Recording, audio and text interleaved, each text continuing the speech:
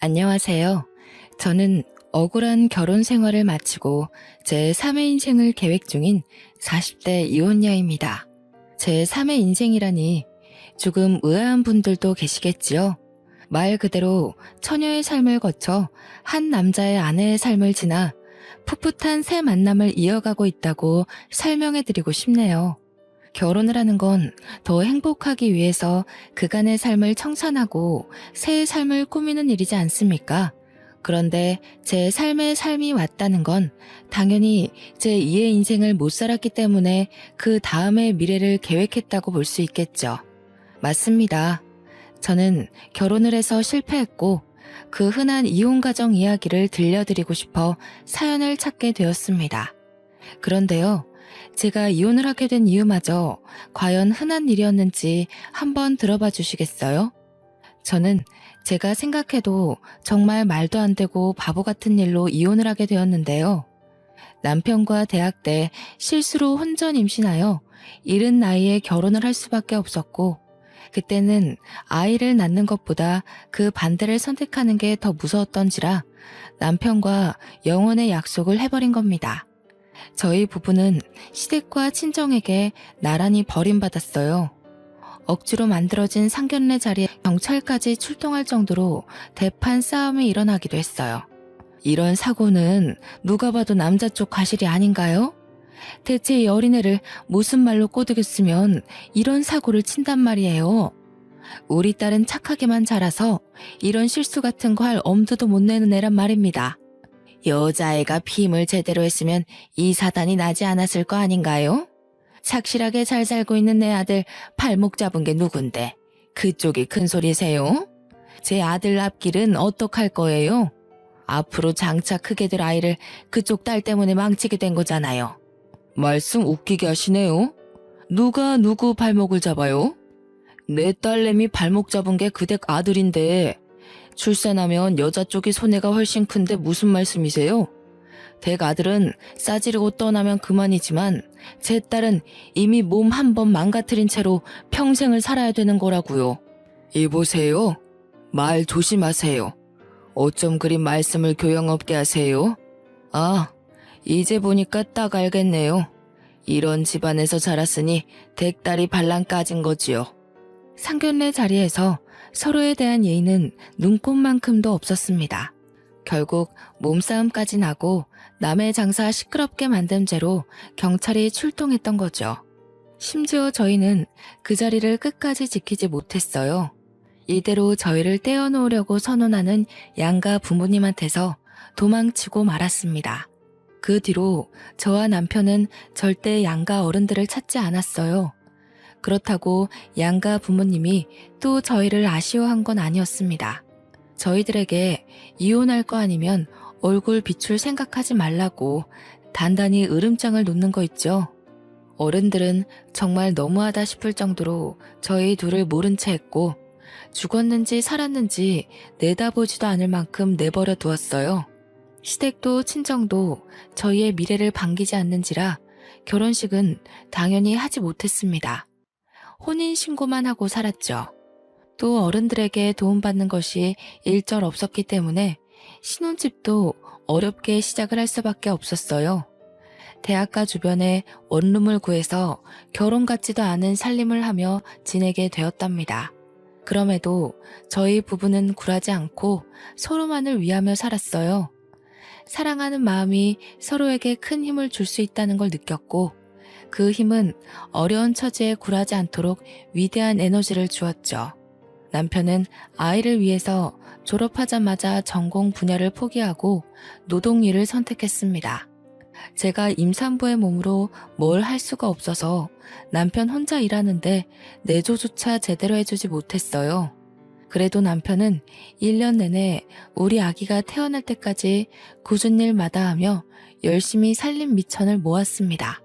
퇴근하고 와서 바로 잠들지 않고 번듯한 직장을 갖기 위해 늦게까지 공부하다가 잠들곤 했어요. 오늘 하루는 공부 쉬지 그래. 그렇게 몸 혹사시키다가 큰일 날까봐 무서워. 자기 없으면 내가 이 몸으로 어떻게 혼자 지내겠어. 걱정도 많다. 내가 다른 건 몰라도 체력 하나는 1등이잖아. 그리고 한 살이라도 어릴 때 시작해야 취업에 유리하단 말이야. 내 몸 내가 잘 챙길 테니까 당신은 아이 걱정만 해. 참, 이번에 산부인과 방문해야 되지? 내가 이번 주에 시간 한번 낼 테니까 같이 가자. 그런 곳은 혼자 가는 거 아니야. 제가 봐도 남편은 저와 우리 아이의 미래를 위해 정말 열심히 노력해 주었습니다. 그렇게 남편의 극진한 보필 아래서 저는 무사히 출산을 할 수 있었고, 남편의 제안으로 산후조리원에서 몸조리까지 하고 집으로 귀가했답니다. 산후조리원에서 집으로 귀가할 때도 남편이 저를 데리러 오고 싶어 했으나 면접 보러 가야 돼서 저 혼자 택시를 타고 갔는데요. 귀가하는 길이 혼자가 아니라서 쓸쓸하지 않았어요. 오히려 설레더라고요. 제 품 안에 새근새근 잠자는 아기가 있다는 게 믿기지가 않는 거 있죠? 한 번도 겪지 못한 두근거림을 느꼈던 기억이 아직도 여전합니다.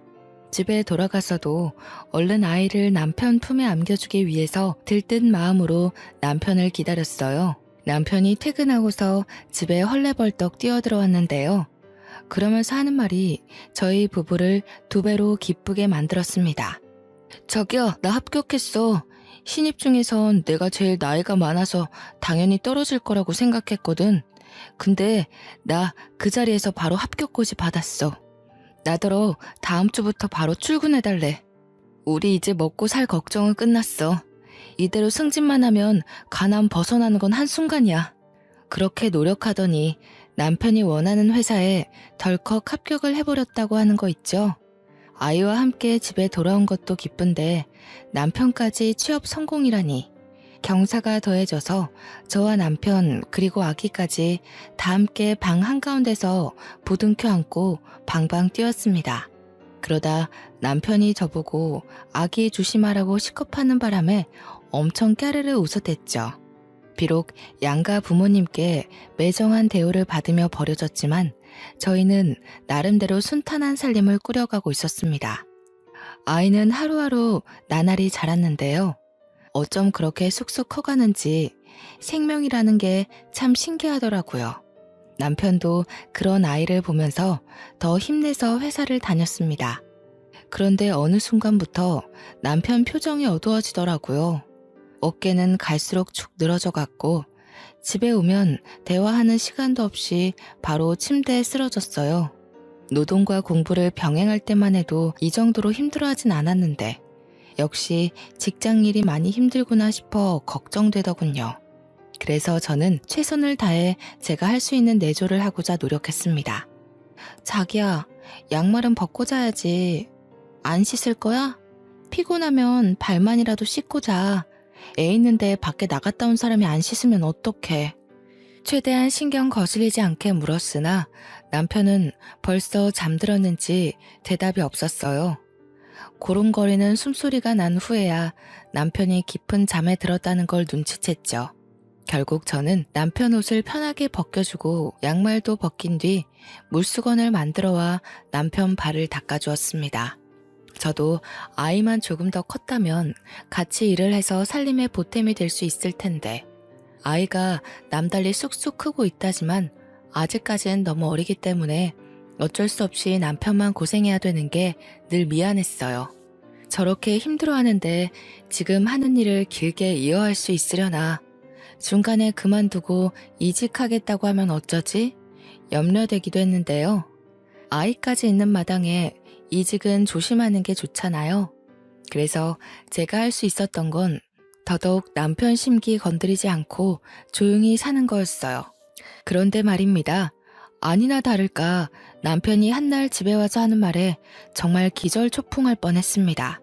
남편이 친구와 함께 창업을 하기로 했다면서 사업 계획을 저한테 들려주는 거 아닙니까? 신이 나서 흥분한 채 얘기를 해주는데 누가 보면 복권이라도 당첨된 줄 알았죠. 자기야, 그런 건 돈 있는 사람들이나 하는 거 아니야? 우리 형편에 무슨 사업이야. 아직 애가 유치원도 안 갔는데 사업하다 밥줄 끊기면 애는 어떻게 키워. 자기가 바깥일을 잘 몰라서 그래. 돈이 없으니까 돈벼락 터뜨리려고 하는 게 사업이지. 요즘 대출 없이 사업 시작하는 사람 없어. 우리 형평만 할 때 다 사업 기반 쌓는다고.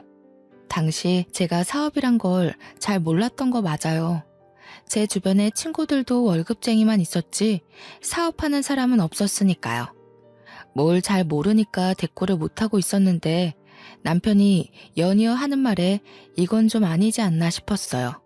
대출은 친구가 받는다고 해서 내가 매달 친구한테 돈을 붙여줘야 돼. 그럼 우리 생활비를 조금 아껴야 될 것 같은데 괜찮지? 생활비를 줄여야 할 정도야? 앞으로 애한테 들어갈 돈이 한두 푼이 아닌데 대출금으로 얼마나 보내줘야 되는데? 150만 원. 몇 달만 빠삭하게 살면 금방 돈방 속에 앉을 수 있을 거야. 우리 이 월세방 빨리 탈출해야지. 자기 말대로 애는 쑥쑥 크는데 언제까지 이런 집에서 지내려고. 아무리 그래도 그렇지 남편 월급이 300 조금 넘거든요. 그런데 150만 원을 친구한테 줘야 된다니요.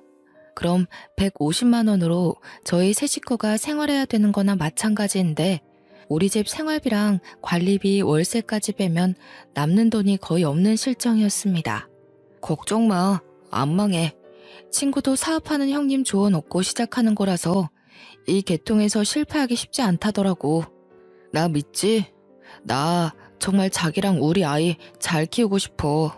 그동안 직장 일하면서 다 죽어가던 남편이 다시 활기친 얼굴로 의욕을 보이는데 제가 차마 더는 말릴 수가 없더군요.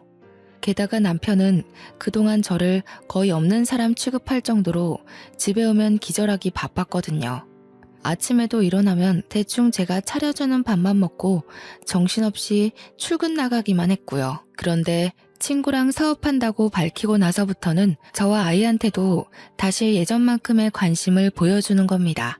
그렇게 에너지가 생긴 사람한테 감히 그 끈기를 망쳐가면서까지 하지 말라고 제지할 수가 없었다는 거죠.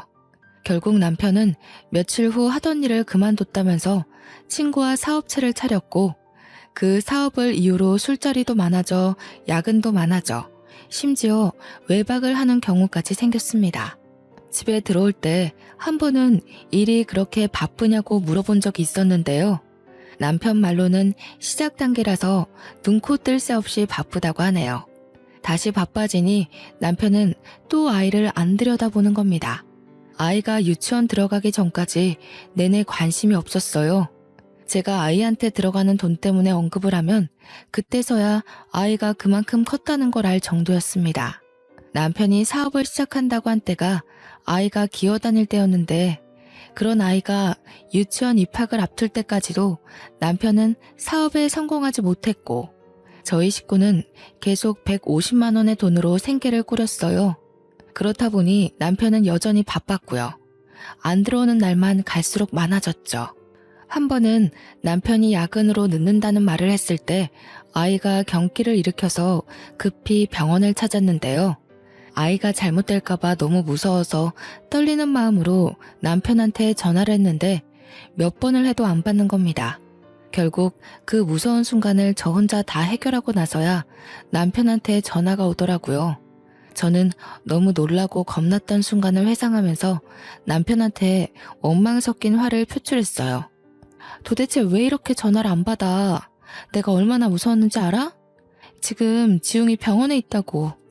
뭐가 얼마나 바쁘길래 내 전화를 안 받을 수가 있어? 지웅이한테 무슨 일 생긴 거야? 병원이라니 애가 어디가 안 좋길래. 아니다. 내가 지금 그리 갈 테니까 병원 주소 불러봐. 남편은 그제서야 병원에 찾아왔는데 경기 때문이라는 말을 해주니 긴장했던 몸에 축 힘을 빼면서 느닷없는 대답을 하더군요. 난 또 뭐라고. 애들이면 대부분 다 겪는 일이잖아. 그게 무슨 큰일이라고 바쁜데 전화라고 난리야. 넌 엄마라는 사람이 육아에 대해서 그런 정보도 공부 안 했어? 뭐? 애가 눈이 뒤집어지고 몸이 빳빳하게 굳는 게 그게 별일 아니라고? 나 정말 우리 애 어떻게 되는 줄 알고 얼마나 놀라는지 알아? 당신은 그 정도로밖에 말 못해. 당신도 지웅이 부모잖아. 의사 선생님이 늦게 대처하면 큰일이 될 수도 있다고 하셨어. 아이 걱정은 저만 한다는 생각에 기가 막혔지만 한편으로는 남편 말대로 정말 제가 엄마 자격이 없나 우려가 되기도 했습니다. 아이가 발에 링거를 꽂고 누워있는 걸 보는데 기분이 너무 울적하고 슬펐습니다. 남편 말대로 제 탓이 맞는 것도 같았습니다. 남편은 사업으로 바쁜데 저는 육아한다고 집에만 있는 사람이잖아요. 제가 아이한테 더 신경 쓸 수밖에 없는 여건인데 너무 놀란 나머지 저도 모르게 남편에게 책임을 나누려 했나 봐요. 그렇잖아도 혼자 자책하고 있던 찰나에 남편한테 위로받고 싶어 더 크게 화를 내버린 거죠. 그런데 남편이 제 탓이 맞다고 확실하게 말해주니 제가 자책을 안 할 수 있었겠습니까? 그래서 그날 이후 저는 아이에 대한 정보를 TV나 비디오를 통해 공부해 나갔어요. 아이를 업고 외출을 하여 도서관에서 책을 빌려오기도 했죠. 덕분에 저는 아이를 좀 더 건강하게 케어할 수 있었습니다. 그러나 정작 문제를 일으킨 건 우리 아이가 아니라 바로 남편이었는데요. 아이가 유치원을 들어가게 될 무렵 남편이 일을 늦게 끝내고 와서 새벽에 하는 말이 정말 어처구니가 없었어요. 다짜고짜 저를 앉혀두고 이혼을 하자고 하는 게 아니겠습니까? 우리 사이에 이혼을 할 만큼 별다른 문제가 있었던 것도 아니고 서로 얼굴 못 보는 날이 많기도 했으나 남편이 집에 온 날 다툰 적도 그다지 없었어요. 그런데 이혼이라뇨. 지금 뭐라고 했어? 뭐? 이혼? 내가 당신한테 뭐 크게 잘못했어? 갑자기 그게 무슨 말이야? 우리 애가 이제 유치원을 들어가. 그런데 이혼이라니 대체 왜? 진정하고 진짜 이혼이 아니라 가짜로 이혼하는 척을 하자는 거야.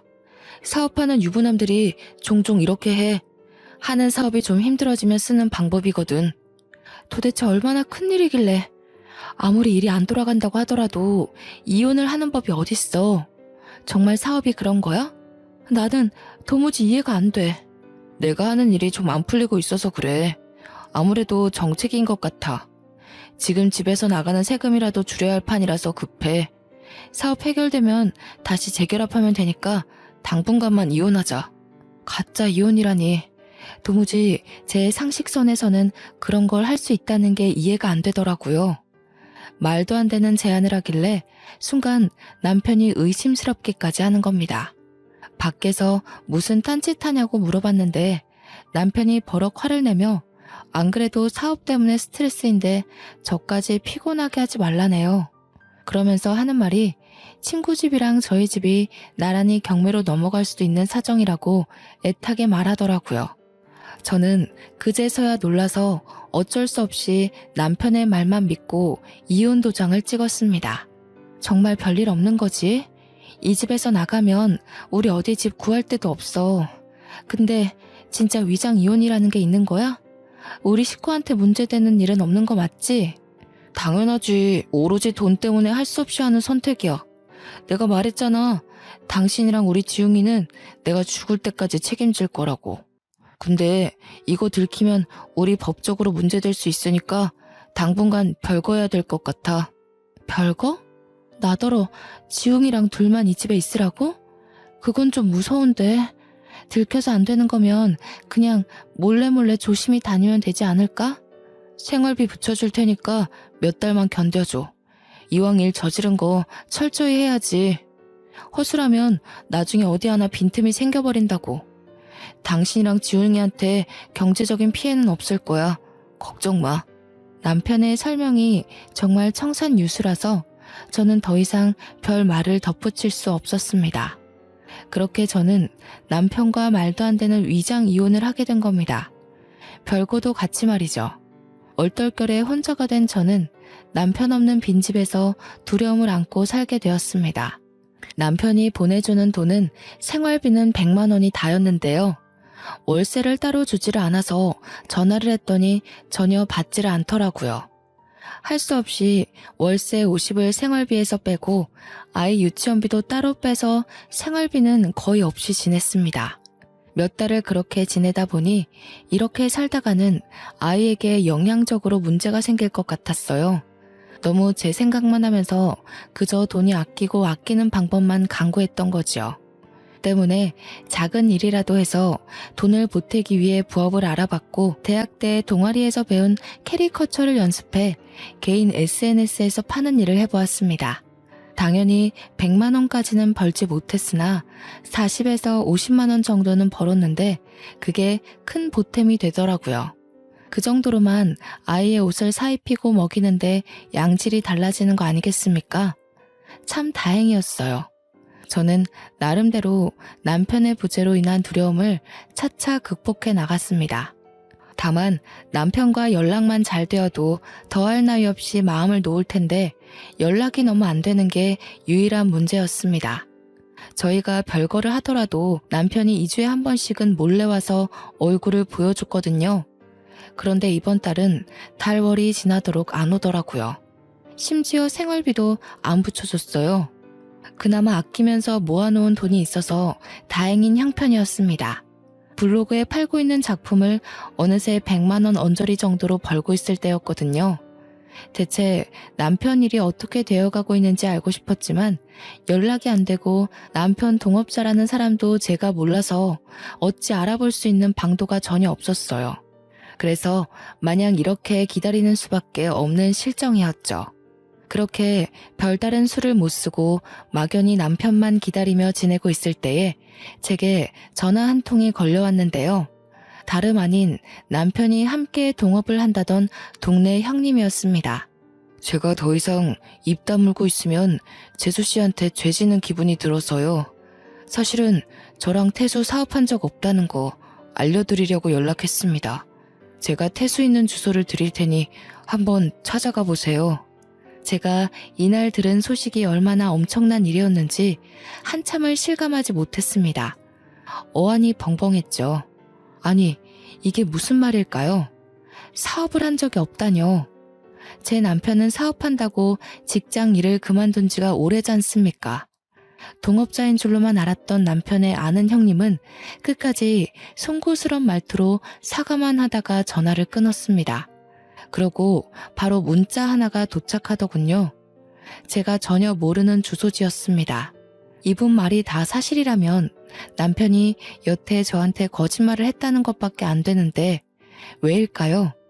영 가늠도 안 되고 혼란스럽기만 했습니다. 일단은 남편이 있다는 이 주소로 찾아가 봐야 답이 나올 것 같았어요. 그래서 그 야밤에 아이까지 데리고서 밖을 나섰죠. 이 주소대로 택시 기사님에게 말해서 도착한 곳은 다름 아닌 사람 사는 오피스텔이었습니다. 이런 곳에서 사무실을 차리고 일을 한다는 말도 많이 들었기 때문에 초인종을 누를 때만 해도 이곳이 그저 오피스 사무실이라고 굳게 믿고 있었죠. 그러나 문을 열어준 남편과 남편이 안고 있는 웬 남자아이를 보곤 제 신뢰가 한순간에 바닥을 치고 말았습니다.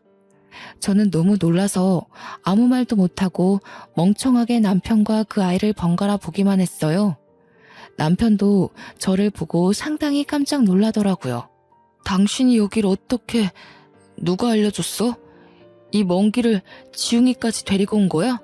찬우야, 잠깐만 엄마한테 가 있어. 남편이 찬우라고 부르며 내려놓은 아이는 남편에게 아빠라고 부르고 있었습니다. 우리 아이와 나이가 비슷한 또래거나 1살 정도 어려 보였어요. 그렇다는 말은 남편이 제가 임신 중일 때 이미 바람이 났다는 거잖아요. 도무지 정리가 안 되는 수많은 상황이 쓰나미처럼 들이닥쳐 머리가 어지러웠습니다. 이게 다 뭔가 싶었어요. 너무 충격이라 상황을 아예 모르고 싶을 정도였죠. 그러나 저는 이미 남편이 저지른 짓을 알 수밖에 없었고 남편이 저와 제 아들에게 무슨 잘못을 저질렀는지 눈치채버리고 말았네요. 한 가지 딱 명확한 사실이 있잖아요. 제 남편이 불륜을 저질렀다는 거. 당신 사업한다고 거짓말하고 두 집 살림하고 있었어? 나보고 가짜 이혼하자고 설득하더니 위장이 아니라 진짜 이혼을 요구했던 거였어? 날 속인 거야? 우리 지웅이까지 속이면서 밖에서 이딴 짓 하고 있었던 거야? 남편은 대답을 미루고 잠시 저를 밀어내며 밖으로 나와서는 현관문을 닫았습니다. 저희는 그 앞에서 이웃집 다 들릴 만큼 시끄럽게 다투게 되었어요. 그래, 우리 이혼한 거 맞아. 그래서 뭐? 너도 동의하고 도장 찍었잖아. 대체 여기가 어디라고 애까지 끌고 찾아와? 도대체 어떻게 알아낸 거야? 누가 알려줬어? 당신이 나 어르고 달래서 위장 이혼으로 유도한 게 합의 이혼이라고? 나는 그런 줄도 모르고 어떻게 나한테 이럴 수가 있어. 이건 사기고 협박이야. 아, 그렇다는 증거 있어? 우리 이혼 과정에 사기가 있었다는 증거가 있냐고. 이쯤 되면 알아서 눈치채야 되는 거 아니냐? 미련하게 몇 년 동안 생활비 받아가면서 나를 기다린 네가 바보인 거야. 너도 네 아들도 그냥 버림받은 거라고. 설마 사실은 알고 있었으면서 일부러 생활비 받으려고 모른 척했던 건 아니지? 소름 끼치는 남편의 이면에 저는 결국 참지 못하고 남편의 귀싸대기를 날렸습니다. 실내에서 마찰 소리가 강하게 울렸는데요. 소음을 신경 쓸 새도 없었고 아이가 보고 있다는 생각도 못했어요. 한 대로 모자라 한 대 더 때리고 또 때렸더니 남편이 제게 욕을 하면서 강하게 밀쳐버리더라고요.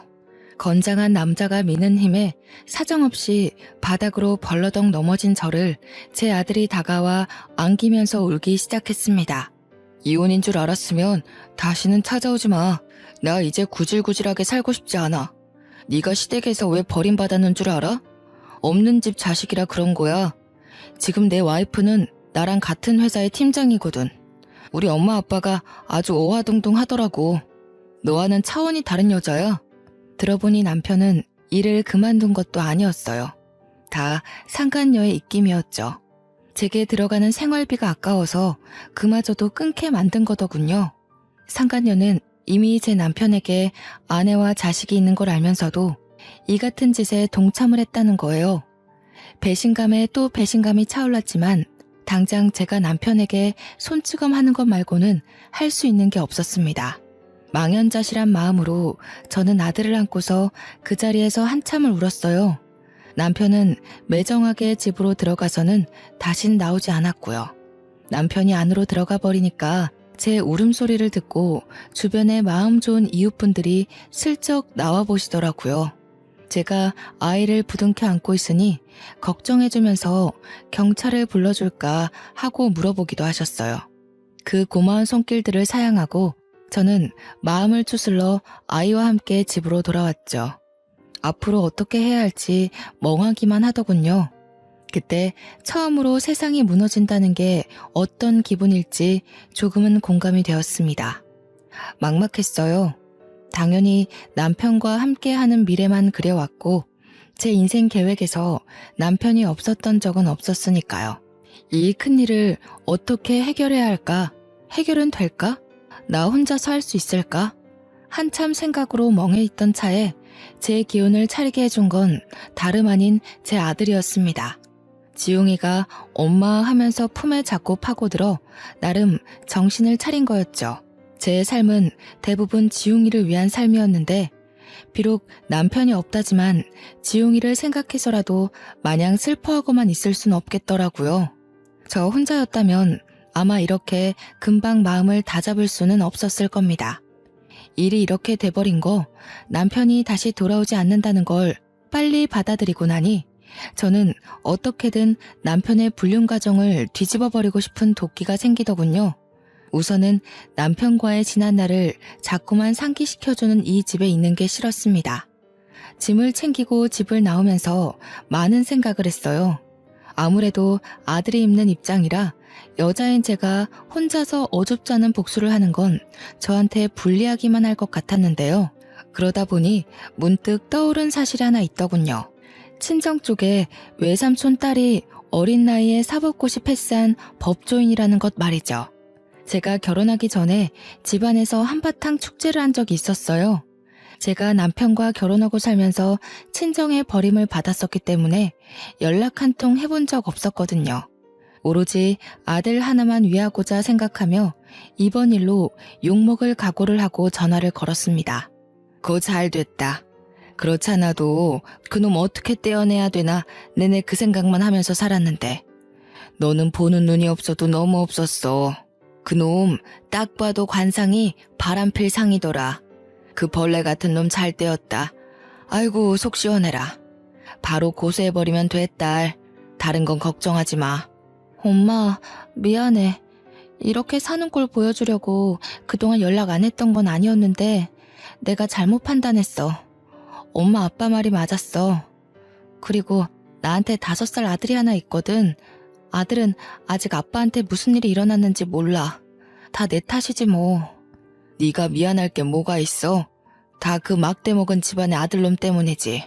아이고, 나한테 손주가 있었구나. 애 얼른 데리고 와라. 그쪽 집안에 내 새끼 내줄 생각 추호도 없으니까. 당연히 화낼 줄 알았던 친정 부모는 저의 이혼을 기다렸던 사람처럼 가슴을 쓸어내리셨어요. 제가 이미 결혼을 해버린 건 어쩔 수 없다고 생각하셨고 이혼녀 꼬리표를 달게 되더라도 이혼을 바라셨던 거죠. 이래서 어른이 하는 말 들으면 자다가도 떡이 생긴다는데 그냥 전해지는 속담이 아니었네요. 남편이 그렇게 떵떵거리면서 시댁이 저를 뭣도 없는 거지로 본다고 했던 것처럼 저희 친정도 사위를 능력 없는 빈털터리에 카사노바로 봤던 것입니다. 이런 사실도 모르고 남편이 의기양양했다고 생각하니 우습더군요.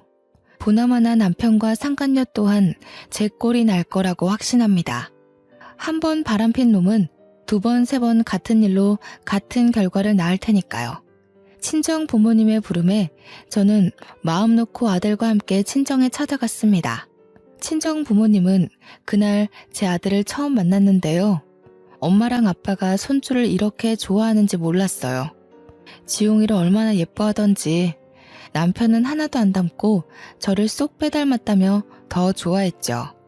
그리고 다음날 바로 친정 부모님이 외삼촌 딸을 만날 수 있도록 자리를 마련해 주었습니다. 저는 시간 내어 외삼촌 집을 찾아갔고 저녁 한 끼를 같이 먹으며 제 사정을 모두 설명했죠. 아무리 식구라고 하더라도 제 개인적인 일이라서 당연히 변호사 선임 비용을 마련해 놨는데요. 그런데 이게 웬일입니까? 놀랍게도 외삼촌 딸이 상대 로펌 기업의 부서 팀장으로 있는 사람과 결혼한 사이라고 하네요. 비용은 당연히 받을 생각 없다면서 더 유능한 변호사인 자기 남편을 소개해 줄 테니 위자료를 있는 대로 뽕 뽑아 먹게 해주겠다고 하는 거 아니겠어요? 전문가 말씀이라서 그런지 굉장히 믿음직스럽고 힘이 되더라고요. 덕분에 저는 돈 한 푼 안 들이고 최고 변호사를 등에 업게 된 거죠. 사촌의 남편은 역시 능력이 출중한 변호사라 그런지 일 처리 능률이 남달랐습니다. 위장 이혼이었다는 정황은 밝히기가 어려울 수 있으나 상간녀 소송이 가능하고 시댁에서 모든 사실을 알고 있음에도 방조한 책임은 거액의 벌금으로 판결 내릴 수 있으며 남편의 2집 살림 부정행위가 특히 위자료를 최대치로 올릴 수 있는 수단이 될 거라네요. 아마 이걸 밝히는 과정에서 잘만 파고든다면 위장 이혼 사실을 끌어낼 가능성도 없지 않다고 했습니다. 이 같은 판례가 3년 전에 위자료 1억을 받은 적이 있다면서 저보고도 충분히 가능하다고 했죠. 심지어 지금은 그 사이의 법이 보다 더 냉철하게 개정되어 더한 위자료를 뜯어낼 수도 있다고 해요. 그러니까 아이 지웅이에 대한 미래는 전혀 걱정하지 말라고 확신을 주었습니다. 너무 감사하고 큰 힘이 되었죠. 덕분에 저는 1억에 가까운 위자료를 받고 소송을 마무리했습니다. 남편이 전화가 와서 욕을 많이 했어요. 제가 차곡차곡 준비를 해서 소송을 한 거라 빈틈이 없었기에 급하게 변호사를 선임했던 남편에겐 당연히 갑작스런 상황이었을 수 있겠죠. 그 일로 상간녀와도 크게 다투었다고 들었습니다.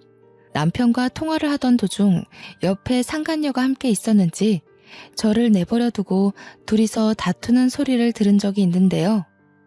네가 생활비 끊으라는 말만 안 했어도 얘가 소송하는 일은 없었어. 그러게 내가 돈 부분은 시간 두고 차차 해결하자고 했지. 네가 서두르는 바람에 이 모양이 된 거 아니야. 뭐라고? 당신 지금 내 탓하는 거야? 당신도 그 여자한테 들어가는 돈 아까워했잖아. 이제 와서 소송당하니까 왜 딴 말해? 지금 그게 아들 듣는 앞에서 할 소리야? 그래서 나랑 살림 차린 거 후회하는 거냐고. 네가 행동 거지를 똑바로 했으면 내가 이러겠냐고. 너 때문에 우리 집이 망한 거나 다름없어. 당장 처가 식구들한테 돈 달라 그래. 내 돈 빠져나간 거 네가 다 해결하라고. 그날 둘이 한참이나 언성 높이면서 싸우더라고요. 중간에 아이가 우는 소리까지 들렸는데 남편이 그 아이한테도 조용히 하라며 소리를 치는 거 아니겠습니까? 안 그래도 머리 아파 죽겠는데 찬우 입 좀 막아봐. 우는 꼴 보기 싫으니까 데리고 나가던가. 정신없어. 누굴 닮아서 저렇게 목청이 큰 거야? 당신 미쳤어? 당신 아들한테 그게 무슨 막말이야. 왜 우리 찬우한테 애먼 욕을 하냐고. 나가려면 당신이 나가. 여기 내 집이야. 오, 그래. 내가 나갈게. 집구석 한번 잘 돌아간다. 내가 여기서 나가면 너랑도 끝인 줄 알아. 네가 어디 나 없이 혼자 애 키울 수 있을 것 같아? 내가 너 회사에 다 소문낼 거야. 내 가정 망친 불륜녀라고. 둘은 거액이 나가는 바람에 서로 굉장히 예민해진 듯 했습니다. 원래부터 시댁이 잘 사는 집이 아니었거든요. 그냥 외동 남편 하나 먹여 살릴 수 있는 정도의 평범한 가정이었어요. 그래서 시댁이 돈 많은 집안의 며느리를 원했고 그 조건에 상간녀가 부합했다는데 결국 그 상간녀랑 저렇게 되는 바람에 그나마 있는 돈까지 털려버린 꼴이 된 거죠. 시댁은 억대의 재산이 통장에 찍힌 걸 본 적도 없는 사람들이에요. 그런 사정에서 제게 큰 위자료를 주는 바람에 빚까지 지게 된 겁니다. 한 번은 결혼 생활 내내 전화라곤 온 적이 없던 시댁에서 이혼하고 나니까 연락이 왔더라고요.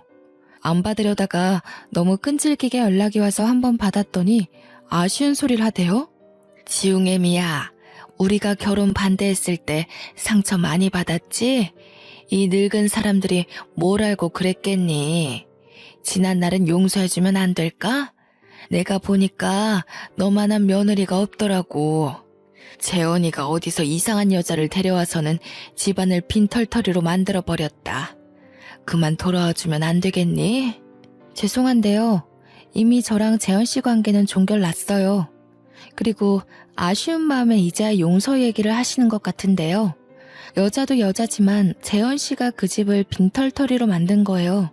남 탓 좀 그만하시고 남으로부터 형편 피하려는 생각도 제발 좀 작작하세요. 네가 화났다는 거 충분히 이해한다. 우리가 다 잘못했어. 우리 재원이랑 다시 재결합만 해주면 내가 무슨 수를 써서라도 너희들 잘 먹고 잘 살도록 도와주마. 내가 너 말고 무슨 며느리를 드리겠니? 이봐요. 저랑 상견례 이후로 얼굴 본 적도 없지 않아요? 언제 봤다고 자꾸 며느리래요? 그리고 흙탕물인 줄 알면서 그걸 한 번 더 밟는 사람들이 어디에 있답니까? 제 번호 재현씨가 알려준 것 같은데 재현씨가 대신 저 붙잡아 달라고 했나 보죠? 똑똑히 말씀드릴게요. 아줌마 아들 최악이니까 다신 엮이는 일 없게 해달라고 하세요. 전화를 끊기 전 시모가 자기 분에 못 이겨 소리를 쳤는데 옆에서 전 남편이 시모를 말리는 소리가 들리더군요. 여보, 우리 엄마 말고 나랑 얘기 좀 해. 한 번만 만나주라. 아니, 나한테 한 번만 기회를 줘. 내가 잘할게. 당신만 돌아와준다고 약속하면 그 여자 내가 당장 처리할 수 있어. 예전에는 남편이 이렇게 절절매는 마음으로 부탁한 것들이 정말 진심으로 와닿았는데 역시 사람은 아는 것만큼 보인다고 이젠 그저 가식으로만 보이더라고요. 시댁에서 어떻게든 저를 꼬드겨서 그 빚을 청산해보려고 하는 것 같은데 제가 한 번 당하지 두 번 당하겠습니까? 철저히 무시해 주었네요. 그리고는 한동안 그쪽에서 연락이 없더라고요. 좀 잠잠해진 기회를 빌어 제게 최고 은인이자 식구인 로펌 팀장님께, 그러니까 제 외사촌과 외사촌 남편분께 감사 인사를 전하러 찾아간 적이 있었는데요. 그 자리에서 오히려 제게 같은 팀장 직급의 지인 변호사 한 분을 소개해 주더라고요. 그분도 돌싱인데 아이가 없는 착실한 남자라고 합니다. 부인이 바람나서 이혼했다고 했어요. 당장 남자를 만날 생각은 없지만 저를 도와준 두 분께 감사하여 우선 만남의 자리에 응답을 했는데요. 남자분이 생각보다 괜찮았고 특히 우리 지웅이를 너무 좋아해 주더라고요. 아이를 되게 잘 돌보시네요. 아이 기른 적이 없다고 들었는데 능숙하신 것 같아요. 저희 지웅이가 낯을 많이 가리는데 이렇게 초면에 남의 무릎에 앉아있는 건 처음 봐요. 그런가요? 제가 아이를 참 좋아하거든요. 어쩜 이렇게 예쁜 아이들이 있을 수 있는지. 미순 씨랑 정말 똑 닮았어요. 아이랑 언제 한번 놀이공간에 놀러 가고 싶은데 될까요? 당연히 미순 씨랑 같이요. 이성 간의 만남에 전혀 기대가 없었던 저는 남성분의 따뜻한 배려와 씀씀이를 보고 일단은 이런 가벼운 관계로 더 만나볼 예정이었어요. 참, 제가 온라인에다가 작품을 만들어서 팔고 있다고 했잖아요. 원래 100만 원 내외로만 수익이 났었는데 꾸준히 하다 보니까 요즘 입소문을 타서 제법 돈이 되는 거 있죠? 그 돈은 오로지 자유적금으로 모으고 있어요. 워낙 위자료가 많아서 삶은 이미 풍족했거든요. 이렇게 모은 적금은 나중에 지웅이 장가갈 때 줘야겠다고 생각하며 여유롭게 저축하는 중입니다. 한참 어렵게 생활하던 때가 생생히 기억나는데 어느새 적금만 1,000만 원 넘게 하고 있을 정도로 여유로운 삶을 누리게 되었네요. 역시 사람 앞날은 가늠할 수 없나 봅니다. 그간 겪은 정신없는 세월이 벌써 2년째 지나고 있어요. 지웅이도 이제 초등학교 입학을 앞두고 있고요. 당연히 소개받은 변호사분도 만남을 계속 유지 중입니다. 인생이 잘 풀리니 세상이 이렇게나 아름다운 거였더라고요. 어쩌나 하루하루 살아가는 게 재밌는지 몰라요. 짧은 인생에서 단번에 성공하는 결혼 생활을 하지 못한 게 후회되었으나 그 가슴 아픈 미천 덕분에 제가 이만큼의 윤택한 삶을 누리게 된 거 아닌가 하는 생각이 들어서 더 이상 미련두지 않기로 했습니다. 저는 제가 인생을 몇 회차 번복하더라도 행복한 결말로 마무리가 될 수 있다면 실패한 인생이라 생각지 않아요. 다들 무너졌다고 앞날이 끝난 것처럼 절망하지 않으셨으면 좋겠어요. 나만 다시 일어설 수 있다면 얼마든지 행복할 수 있는 기회는 열려 있답니다. 여러분을 기다리고 있는 그 행복의 길을 포기하지 않으셨으면 좋겠네요. 제 사연 어떠셨나요? 저는 이 글을 쓰면서 너무도 후련했고 어지럽던 잔여물도 다 정리가 된 기분이에요. 들어주시는 분들이 계셔서 더 속 시원하게 내려놓고 가요. 다들 짧은 인생을 고통의 시간으로만 보내질 않길 바랍니다. 모두들 행복하세요. 읽어주셔서 감사합니다.